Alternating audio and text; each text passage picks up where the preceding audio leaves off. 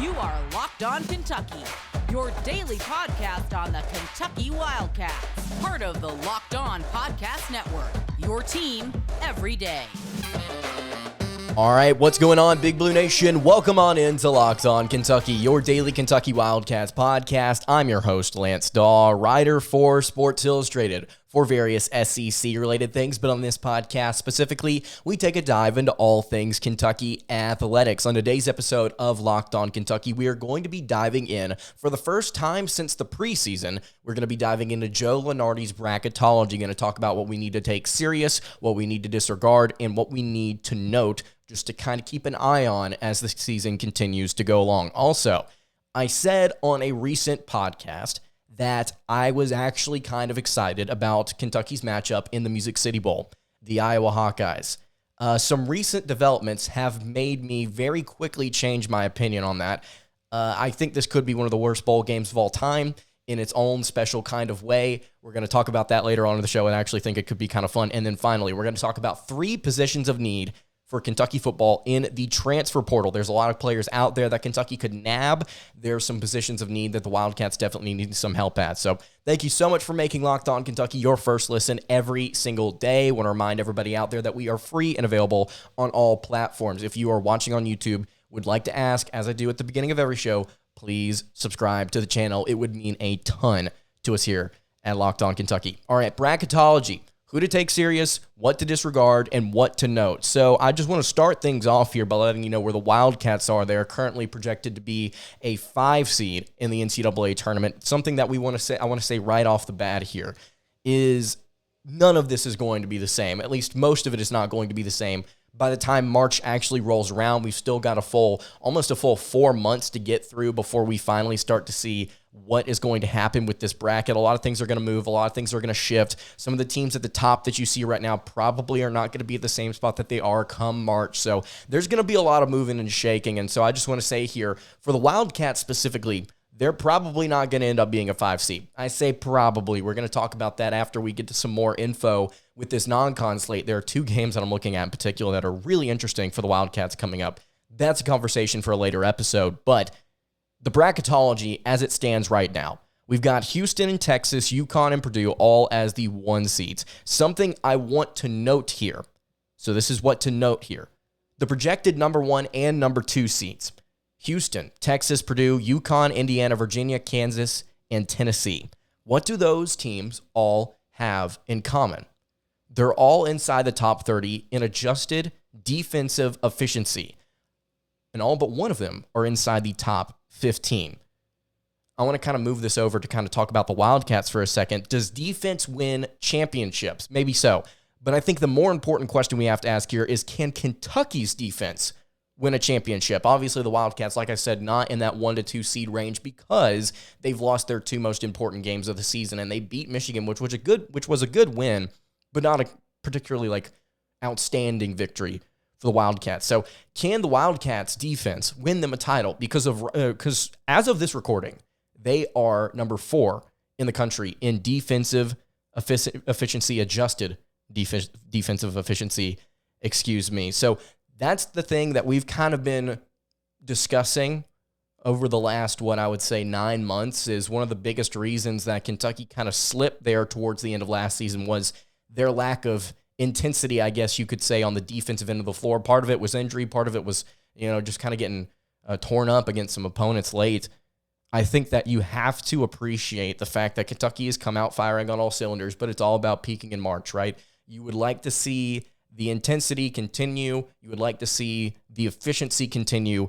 There are 2 games here that are coming up quick that I think are going to be interesting to kind of help us understand where this team is truly at. Because to be honest with you, their overall SOS is not particularly strong. It's actually in the mid-200s, which is obviously in the bottom 2/3 nationally in all of college basketball.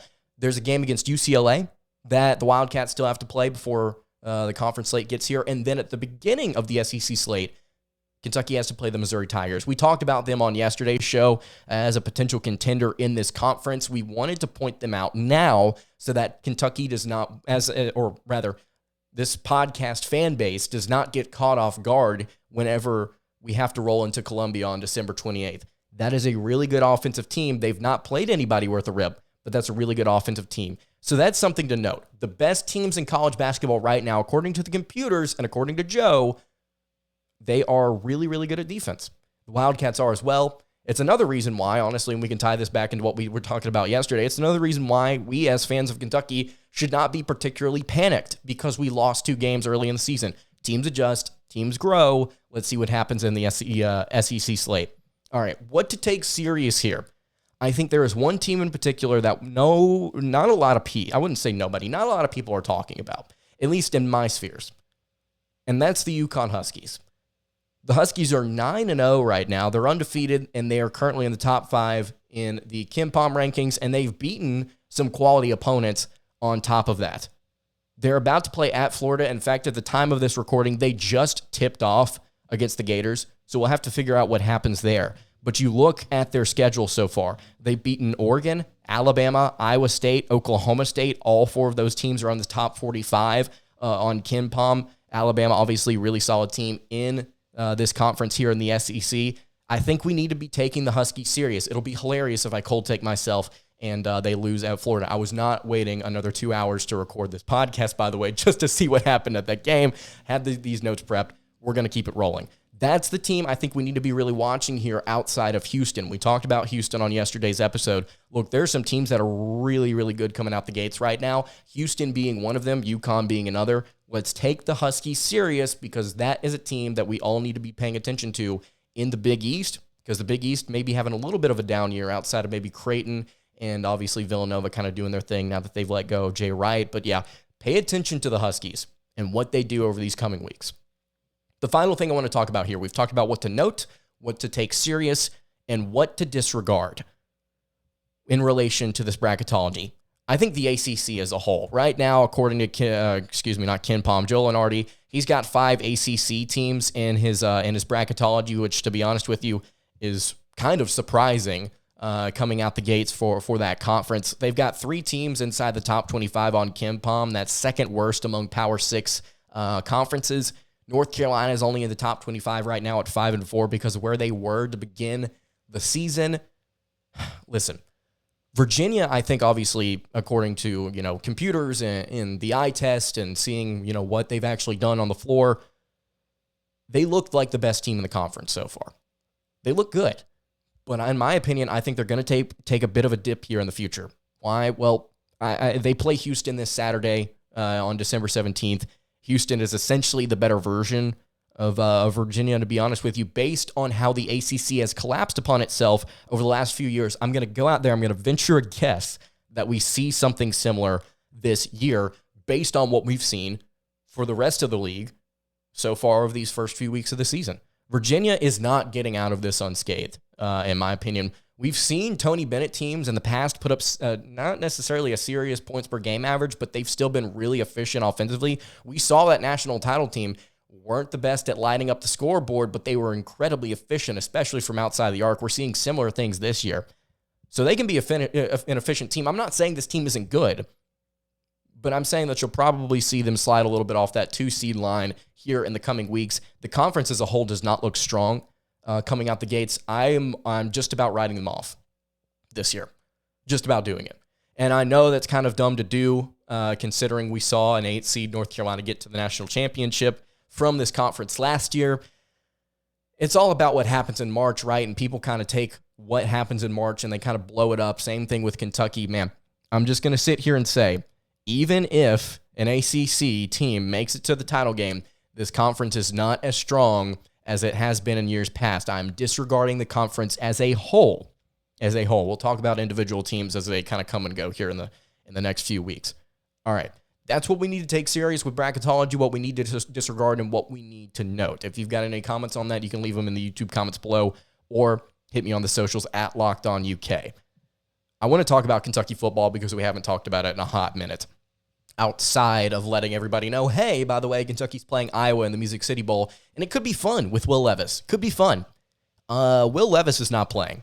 And after further consideration and a little bit of a deeper dive into what could be going on here, this could be an ugly, and I mean ugly, bowl game. Going to talk about that in just a second. Before we do that, though, want to tell you guys about our friends over at LinkedIn Jobs. These days, every new potential hire can feel like a high-stakes wager for your small business. You want to be 100% certain that you have access to the best qualified candidates available, and that's why you have to check out LinkedIn Jobs. LinkedIn Jobs helps find the right people for your team faster and for free. It's incredibly easy to create a free job post, and you can add your job to the purple hashtag hiring frame to your LinkedIn profile to spread the word that you're hiring. Simple tools like screening questions make it easy to focus on candidates with just the right skills and experience so you can quickly prioritize who you'd like to interview and hire. Finishing the year well is important, and finding the right team member might help you close 2022 strong and help you set up yourself for a more successful year in 2023. It's simple. LinkedIn Jobs helps you find the qualified candidates you want to talk to faster. You can post your job for free at linkedin.com/lockedoncollege. That's linkedin.com/lockedoncollege to post your job for free. Terms and conditions apply. All right, continuing along here on the Thursday edition of Locked On Kentucky. Kentucky versus Iowa, Music City Bowl. I came out the gate saying that this could be kind of fun, especially considering Iowa sucks and they can't play offense. Well, Will Levis, since that podcast recording, has come out and announced that, as predicted, by the way, by many out there, he is opting out of the Music City Bowl, as he should. You know, he's taken a beating behind that offensive line. We're actually going to get to that in a second. And I would not want to risk injury if I'm going to be a first-round draft pick. Just me. So I think that makes sense. I'm not upset about it at all. But what I think we should be upset about is the product that we're being left with here on the field. So I went, obviously, to try and dive into the numbers to kind of help me reconcile with this after Will Levis announced that he was not going to be playing in this game. I'm like, okay, well, surely I can maybe drum up enough to kind of still pose the argument that this could be a fun game. And it still could be in its own twisted way. It's just probably on the surface not going to be entertaining for the casual college football fan. ESPN's FPI, Football Power Index, everybody likes to make fun of it, including everybody's mother. But here, I think it's really funny to point out, not just ESPN's FPI, but Vegas all across the board thinks that this is a 50-50 matchup. ESPN almost has it dead even, 50.5% in favor of the Wildcats. That's what the Football Power Index has this game predicted at. I mean, we could sit here and talk for hours about the stats that reflect the offensive struggles both of these teams have had this season, but in interest of saving you time, I'm going to hit some bullet points for you. The quarterback play in this game should be something to watch. Like we mentioned, Will Levis is out. He's opted out. He gone. Best of luck to him. Really excited to see where he lands. Carolina could be a place of note for him. That would be exciting to see him with the Panthers. But anyway, Spencer Petras, the starting quarterback for the Iowa Hawkeyes, has been ruled out of this game with an injury. So therefore, Iowa would then turn to the backup, who they have reluctantly gone to, I think, a couple of times this season. They have stuck with Spencer Petras despite how terrible he's performed this year for them. Alex Padilla is the backup, and he announced 2 days ago, at the time of this recording, it was 2 days ago, on December 5th, that he was going to be entering the transfer portal. So he gone. So Spencer Petras, Alex Padilla, Will Levis, all out of this game. So that means we are left with the quarterback matchup of Kaiya Sheron for the Wildcats versus either Joe Levis or Carson May. And you may say, Lance, who on earth is Joe Levis or Carson May? To be honest with you, I had no idea who these guys were either until I started digging through articles and interviews with Kirk Ferentz saying, okay, what the crap are we going to do for this ball game? I think it'll be Joe Levis because he's been on the roster a year longer. I had to actually go and dig through 24/7 sports stuff. I'd try and find some things on these kids and what they've done and what they are doing currently while they're at Iowa. Couldn't find a whole lot on either of these guys. But yeah, I think it's going to be Joe Levis. It's a 6'5" redshirt freshman for the Hawkeyes. Also, I want to point out Carson May is a freshman as well. But again, I think it's going to be Levis because he has a little bit more experience. So that's the quarterback matchup. Sheron, Levis, two backups. Let's get after it. It's going to be a lot of fun. In case you're wondering, by the way, if you want to venture back over to ESPN.com with me, the over-under in this game, normally you would think that, a college football team is going to score maybe somewhere between 25 to 30 points a game against their opponent. So that would leave an over-under at somewhere between, 50 and 65 points maybe if we're trying to get high scoring here. The over-under in this game is at 31.5. 31.5 points combined. That's what Vegas thinks these two teams are going to score in this game. And to be honest with you, I think I may be taking the under. Vegas also favors Iowa by 1. Again, to go back to what we were talking about a couple days ago, SEC talent wins out. Mark Stoops is the GOAT, and I think we're going to take this one. I think we're going to take it. Not necessarily fairly handily now that Will Levis is out, but I still think we're going to catch a dub here. But yeah, this game is giving me 2018 Cheez-It Bowl vibes. If you don't know what I'm talking about, the 2018 Cheez-It Bowl was Cal versus TCU. TCU won that game 10-7. There were combined 9 turnovers in that game. Now, I don't think both of these teams are going to be combining for 9 turnovers, but the fact that Iowa has one of the best defenses in the nation and Kentucky's got a pretty good defense of their own, again, going up against 2 backup quarterbacks, don't think it's going to be pretty. On top of that, another bullet point here. Both these teams give up a ton of sacks. I thought it was just Kentucky. I thought Iowa's offense obviously has been absolutely terrible this season. And I didn't really think about the fact that, maybe one of the most prestigious universities in the Big Ten, whenever you think about the trenches, their offensive line's not going to be that bad. No, Kentucky gives up 3.5 sacks. Iowa gives up 3.1 a game. So we could be seeing a sack fest of these two teams trying to go back and forth punting, which does not bode well for Kentucky because they're going to be playing with their backup punter in this game. So that could be fun. So, yeah, the quarterback play is not going to be great. The offensive lines aren't going to be able to hold up. And on top of that, the most beautiful thing of all, the play calling for both these teams should be interesting, I think is the word that you could use. Offensive coordinator for the Iowa Hawkeyes, Brian Ferentz, is elite. Please, someone clip that. There is no doubt in my mind he is one of the greatest offensive minds that we have seen of this generation. He is absolutely phenomenal at what he does. He is so good, in fact, that the Iowa Hawkeyes are averaging, let me just look right here, 17.4 points per game. If this were baseball, he would be the greatest coach of all time. Unfortunately, it is not. 17.4 points per game for the Brian Ferentz offense. Whew. That is something special right there. And then you look on Kentucky's side, they're without their quarterback, and on top of that, they're without their OC. Probably for the better, to be honest with you, that Rich Scangarello, is out of this game. But the issue here is Kentucky doesn't really, I think, know right now what they want to do with the play calling. In fact, Mark Stoops said in a press conference recently that the play calling is going to be, quote, a group effort in the game. I guess it's Vince Morrow that's going to be leading the charge there because he's the only one here that actually has play calling experience. But goodness gracious, Kentucky, you didn't have an idea of what you wanted to do for your bowl after you fired the guy? Are we serious? So it's going to be Brian Ferentz versus the Kentucky coaching staff minus their OC with backup quarterbacks behind offensive lines that can't block. Let's get it. All right, it's going to be awesome. Oh, just kind of recap here. This is a tweet from Ross Dellinger that I wanted to kind of run down the little bullet points here. We will be seeing in this game 2 offenses outside the top 100 in scoring, 2 top 15 scoring defenses, Iowa's third-string quarterback, Kentucky's backup quarterback, and a few first-string receivers. That over-under is at 31.5. Brother, I would be taking the under if I were a betting man. And if you're a betting man, I would probably encourage you to do that too. So, yeah, these two teams got a lot of patches on their roster. Hey, speaking of patches on the roster that need to be filled, Kentucky should probably be looking in the transfer portal to replace a couple important dudes. You know who I'm talking about.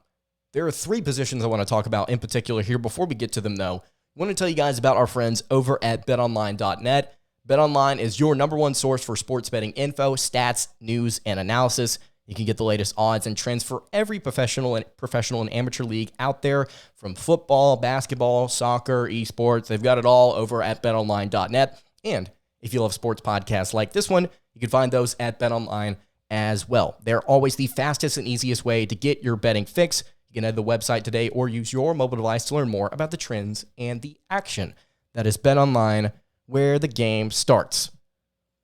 All right, wrapping up the Thursday edition of Locked On Kentucky. Lance Dawe hanging out here with you. 3 positions of need for the Wildcats that we're going to run down here before we head out. Again, I'll remind you guys, if you are this far into the podcast, first of all, really appreciate you. If you're listening on podcast, please leave a review for the show, preferably 5 stars. It would mean a ton. And if you're watching on YouTube, it would mean a ton if you subscribed as well. Two of these positions are on offense. One of them is on defense. I mean, to be honest with you, you could probably go across the offense here for positions of need, and you could probably go across the defense for positions of need. We're not going to limit this, I think, if we're going to have a discussion, you and me, about what this Kentucky football team needs. We're not going to limit it to just a couple different positions. But for this little segment here, I think there are three really important ones that we have to talk about. First of all, obviously, I think in my opinion is quarterback. This is not a revelation. This is not some crazy take. Kentucky needs a quarterback, and they need one fast, unless they think Destin Wade or Kai Sharon is going to be taking over as signal caller next year, which I doubt they would feel comfortable doing. They need a quarterback in the portal, and they need one fast. There are a few different guys that immediately come to mind for me that I think would be really fun to see. One in particular is Austin Reed, the quarterback from Western Kentucky there. He has entered the transfer portal. He might have led in the NCAA in passing yards. He certainly did when he was at West Florida before he transferred to the Hilltoppers a couple of years ago. Really solid player. You could arguably say that he's a bit of a system quarterback because of the stepping stones that he's taken every single place he's been at. It's just been at a place where there was really, really good offense consistently for a really long time. So maybe there's pause there. DJ Uiagalelei, I really hope I pronounced his name correctly, from Clemson, is also somebody you could be looking at. There's Hudson Card. There's the kid from NC State, Devin Leary. Almost forgot his name there. So yeah, Kentucky's got plenty of options. If they want to go out there and they want to find a solid quarterback, they just actually have to go and get him. They just got to go and say, hey, you're yours. Go on down. So yeah, I think that quarterback is definitely, the biggest position of need here. I think a lot of you would agree with that. The second position I want to talk about is running back. So Chris Rodriguez is going to be gone, right? So that would leave you Lavelle Wright and Juton McClain really in the backfield as your two primary guys. I'm going to be honest with you. I think those guys are solid, but I would love to see Kentucky get a third option in the transfer portal, just to kind of shore things up with that depth chart and that rotation there. Not a whole lot of really talented running backs in the portal based on what I've seen, but I definitely think we're going to see some enter as the months come along here. There's a running back in particular that I believe Trey Sanders for Alabama would be somebody that I think the Wildcats would be interested in picking up.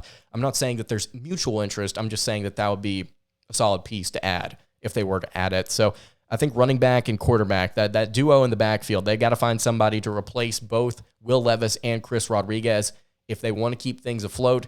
We could talk about offensive line forever. But that is not included because I wanted to add here some position group, on the defensive side of the ball.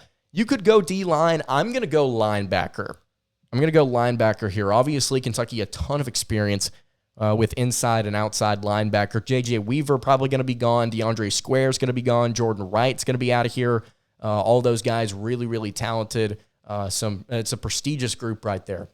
Prestigious position group for the Wildcats. They're going to need somebody to kind of step up for them. Maybe bring in a grad transfer, maybe bring in somebody with experience. So while you kind of rotate things around there, you kind of have somebody that you can lean on, someone you can rely on. Very similar to Keydron Smith transferring in at that cornerback spot for the Wildcats this season. Yeah, I think that you could definitely see Kentucky go and pick up a linebacker in the transfer portal. So those, I think, are the three of the biggest positions of need. Man, I cannot speak today. Three of the biggest positions of need for Kentucky in the transfer portal. If you have any opinions on what else Kentucky needs to get, maybe they need to get a kicker. That could be a possibility as well. You can leave it in the YouTube comments below. All right, that's going to do it for today's episode of Locked On Kentucky. You can follow the show on Twitter at Locked On UK. You can follow me on Twitter at LanceDawe_. You can follow the show over on Instagram. That is at Kentucky Podcast. Any questions, comments, concerns, you can leave them in the YouTube comments below or hit me on the socials. I will see you all tomorrow for a preview of the Yale game. Also going to have Andy Patton of the Locked On College Basketball Podcast on. See y'all then. God bless.